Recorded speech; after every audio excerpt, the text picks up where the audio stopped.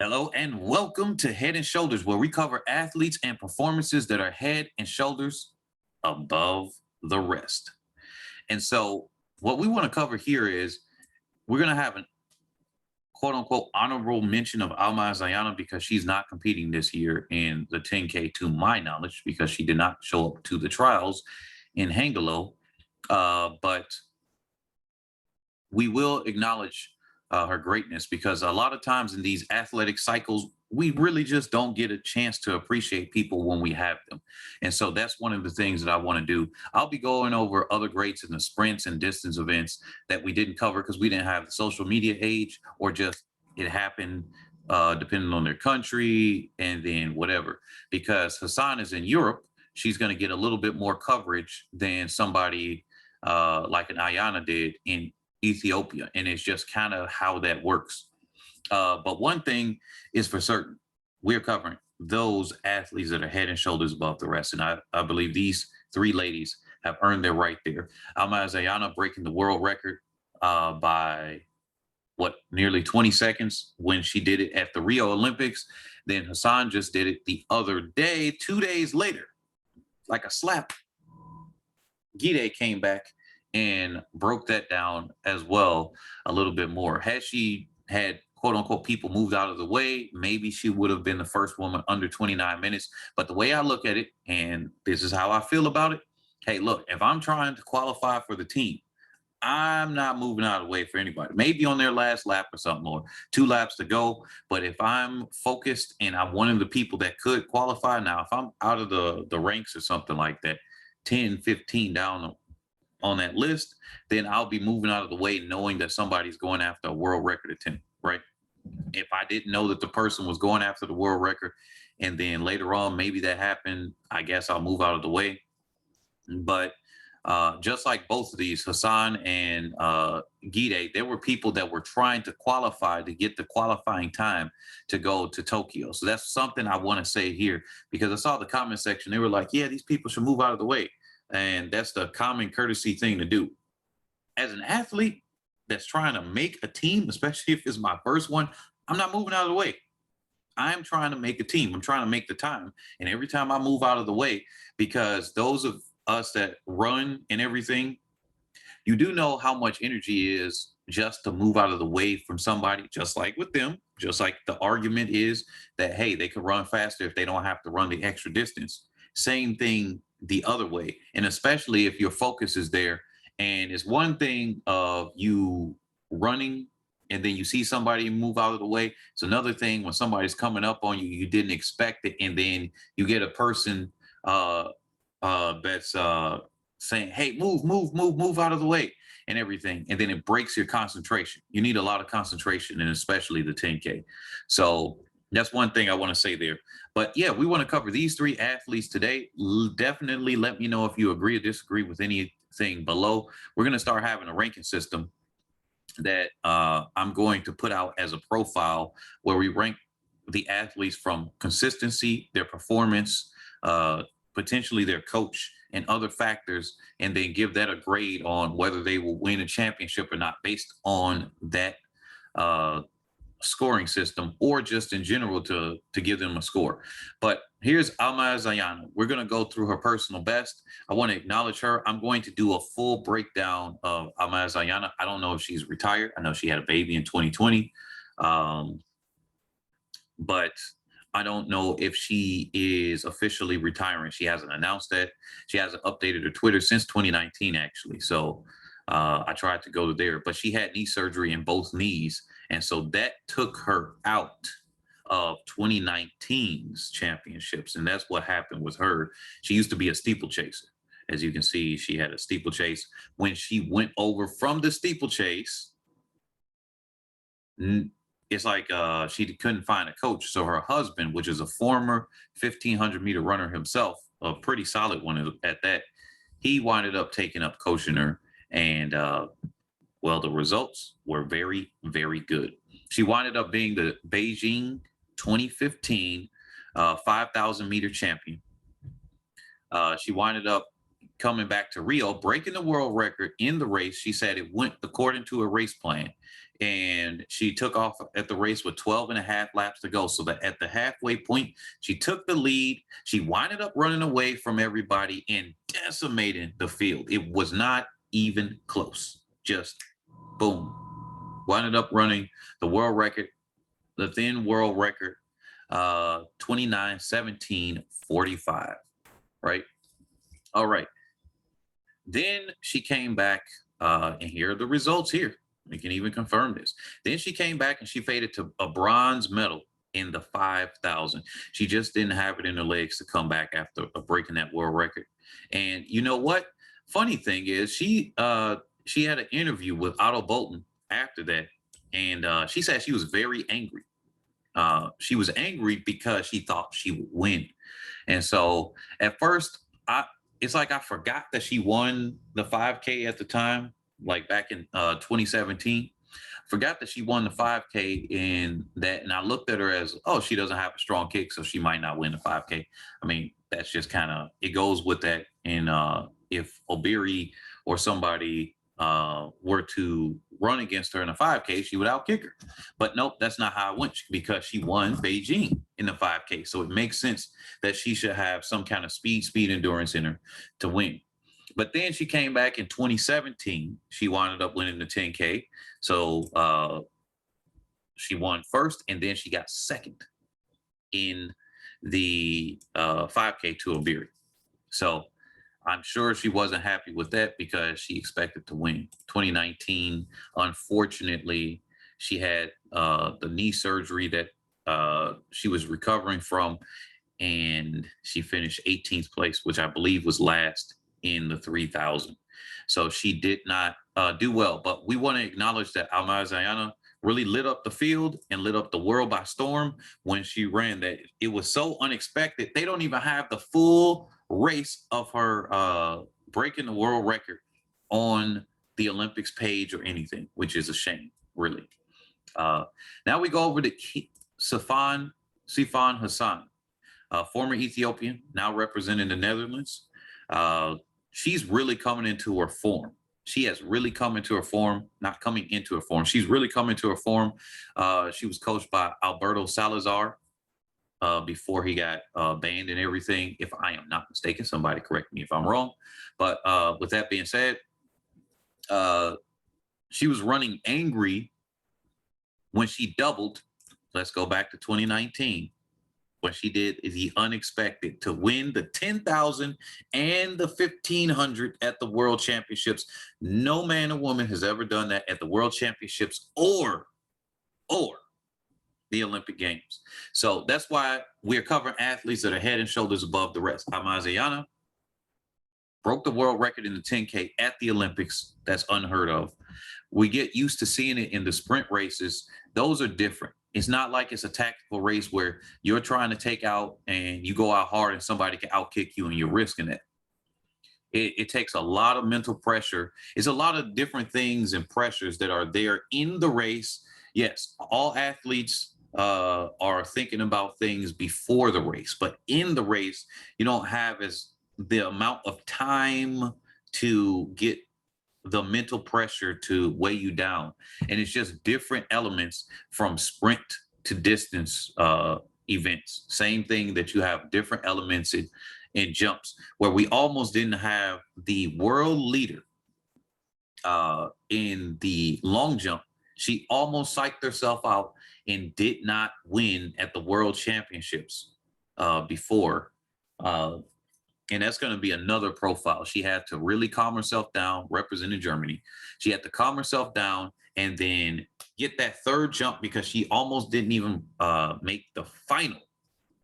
She had been dominant the entire year. No one could get consistently over 7 meters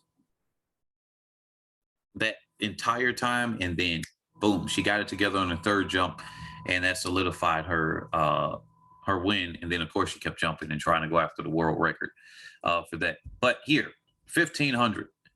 Not only was this 1,500 that she finished first in at the, where are we at? Here it is right here. Not only did this 1,500 that she finished first in dominate the field, she started off near the back of the pack on the first lap. She winded up running, I believe, the sixth fastest. Yep, the sixth fastest time in history in the 1500. No pace setter needed. She basically ran from the front after three quarters of the first lap, and then boom, just ran. And then dared everybody to come up, looking around at them. She said she was running angry because everybody was screaming out drug cheat, drug cheat, drug cheat, this and that and everything. So oh, that was weird. I pressed the back button and it brought me right back here. But we already saw the rankings there. So if I were to put it here, let's look at a personal best. This is the road to Rio. Here are her personal best. She ran just slightly slower than this, well, about 5 seconds slower than that. So that's not slightly, especially when it comes to a championship race. But hey, look, 156. That's 3 seconds outside the world record in that. The 1500, sixth fastest time in history, world record in the mile, 3,000 meters, 818, solid time, European record in the 5,000, 14:22:12. Second fastest time in history in the 10,000, 29:06:82. World record for the 1 hour run, world record for the 5,000 on the roads, and the European record for the half marathon. She is solid all around. It'll be hard to beat her in the 10,000. We're just looking at that by itself. The only thing that can come into play is if she decides to, I believe she's going to do the same thing she did the last time at the World Championship. She's going to run and qualify for all three, 1,500, 5,000, and the 10,000. She's going to make a decision on what she wants to do. And the way her shape looks now with her season best right now that she just ran the 2:01:54.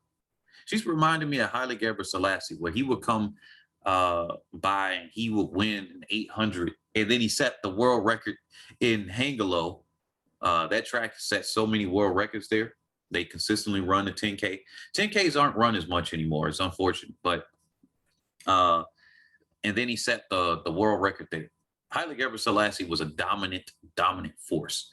And she's doing a step better than him, as she has some of the fastest times. Haile Gebrselassie had the second fastest indoor 1,500 time in history. But behind Hisham El Garouj, believe that broke the world record, or that was the mile. If my memory serves me correctly. And like I said, I'm going to do a profile on both of those athletes in the future. She's run near her PR in both of these. And of course, this is earlier on. So she's only going to get in better shape, we assume, assuming she does not get injured. 3:53:63, right? And of course, the 5,000, she's near her personal best there, 14:34:34.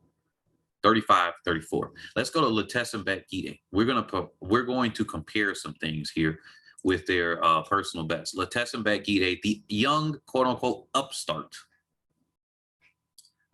She's the young, powerful, record-breaking upstart from Ethiopia. And yeah, her personal best, solid 1,500, 4:11:11. That's solid for a 5K, 10K athlete.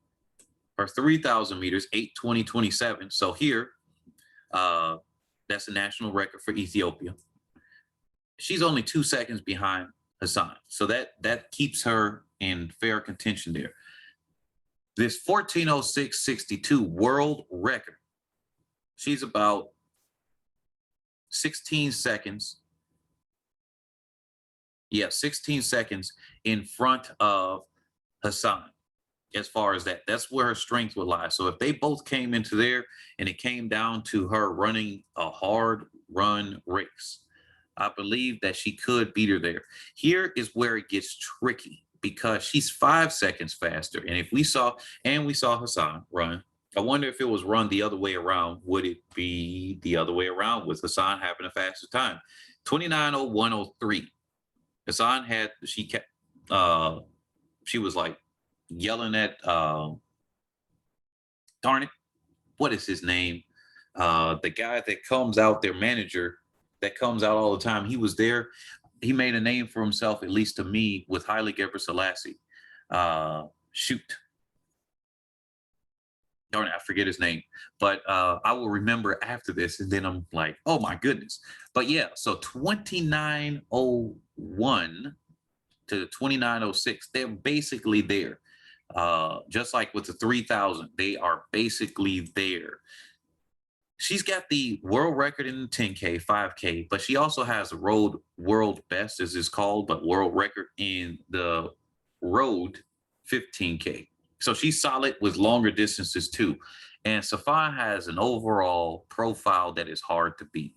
We saw with Letesenbet Gidey, we can go back to the results here, back in 2019, where she took off and she almost dropped Hassan. That was her second or third 10K she had ever run. And so she was very inexperienced in running that 10K. And so when Gidey made her move to the lead and then started to pull away, she's dropping people. One of the first people to drop off in that front lead pack of four, I think it was 4 or 5 athletes, was Hassan. And she actually put a gap in between her and Hassan. And then it's like she got it together. Maybe a coach yelled at her and said, hey, get your butt in gear. And she winded up going.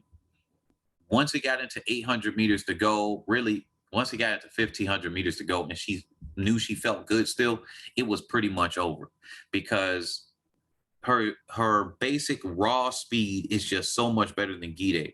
Gidey in general doesn't have the strongest kick. If I were to put her up against an Obiri, which has the 5K kick speed, I would not have confidence that she could outkick Obiri. But if she makes Obiri work for it, then she could drain the kick potentially out. So that's the thing. The only thing that I say Gidey has going for her when it comes to this is that she's going to have to be able to drain the kick somehow out of Hassan. But they got a basically identical profile when it comes to the 5K. I mean, the 10K, they're darn near the same speed. They got the same, basically the same fitness. So with that being said, when it comes to similar fitness and faster speed, I'm going to give this to Hassan 8 times out of 10. That's what I got to give her. She's got to be coming in as the favorite. I'm going to give double favorite because they do that sometimes at these championships to Letesenbet Gidey. If something happens to Hassan, Gidey is going to be the de facto next person to come up. I say gold Hassan, silver Gidey, and the bronze is open in the air. I haven't seen anybody give a dominant performance or anything that gives me the confidence that, hey, they're going to do it. It might be somebody from Kenya. They typically have athletes that really do perform at the championships. So 1, 2, Hassan, Gidey. That's where I would give it to. If Ayana was here, I would give her either the silver or the bronze. I cannot see, even if a healthy Ayana was here, I've seen her now get outkicked. If someone can stay with her, now she's going to pour on the pace. But the thing is, somewhere in the middle of her pouring on the pace, she'll do a hard surge. Let's give an alternate reality here. Let's say Ayana is in the race. Let's say the team selects her because that's how Ethiopia does, but it's different with the Olympics. I don't think she has a qualifying time at all. I haven't seen a race this year. There are no results from her from this year at all, which is unfortunate. But let's just say an alternate reality and there was a healthy Ayana versus Hassan and Gidey. Depending on how that goes, I'm still going to give it 6 out of 10 to Hassan versus Ayana. And the reason being that it's closer to 50-50 here is Ayana can pour on one hell of a pace. The thing is, if you notice her races, when she pours on that pace, it's like a lapse of either concentration or that's just the natural flow of how she's running. She'll throw in, let's say she'll throw down a 64, then a 63 or something like that, right? She'll slow down and run a 67 randomly somewhere in there, and then she'll speed it back up. It's like either she's surging or something. She's fighting it mentally. But nobody's near her most of those times. And that's what winded up happening to her in the 5K when she winded up fading, because she did pull away from Obiri and Chariot, I believe, but she pulled away from the two Kenyan athletes. And then what winded up happening? She dropped a slower time. Their confidence started to build up in the 5K, and then they slowly started to overtake her, and then boom, they surpassed her, right? And so she can be beat by somebody just hanging on to her and realizing that she's going to surge, or letting her go, let her run those faster, irregular times. And that person concentrates saying, all right, coach already told me she's going to do this, this, and this. And she's going to give up 2 to 3 seconds on a few of these laps in between this race, somewhere in here. And then she's going to run some faster times again. She's going to give up some time. Now, that person has to have confidence that they can close, which Hassan, I believe, can do that. Does she need to be dragged through the race? At this point, if the wave light technology was dragging her through the race and it made it easier for her, then I'm going to say yes. Let's assume in that aspect, she needs to be dragged through the race like a Mo Farah does. Well, then I don't know if she could pull her back. But if she does not need to be dragged through the race, then she's got to beat all the way around. So when it comes to this, even in this, let's say fantasy scenario, or yeah, it's like the fantasy picks. We put a fantasy scenario. I could see Almaz Ayana winning 4 times out of 10 against both of them. I could see her finishing silver. I cannot see Letesenbet Gidey breaking her down and being able to outkick. I think they have a very similar profile when it comes to the kick, and I'll give it to the experience over the youth on this one. That's what I have to do. I have to give it to the experience over the youth. But what do you all think? Let me know. Like, subscribe, share to others. We definitely need to get this channel growing. We're going to have live streams, and we're going to discuss these things in real time. And as they have the countdown to the World Championships in Oregon, 398 days, 21 hours, 17 minutes, and 51 seconds, we're going to count down the road to Rio. Not the road, I'm sorry, the road to Tokyo. Wow. Road to Rio just comes out flowing. Did anybody else agree with that? Road to Tokyo. Catch you all on the next one as we cover more athletes and performances that are head and shoulders above the rest.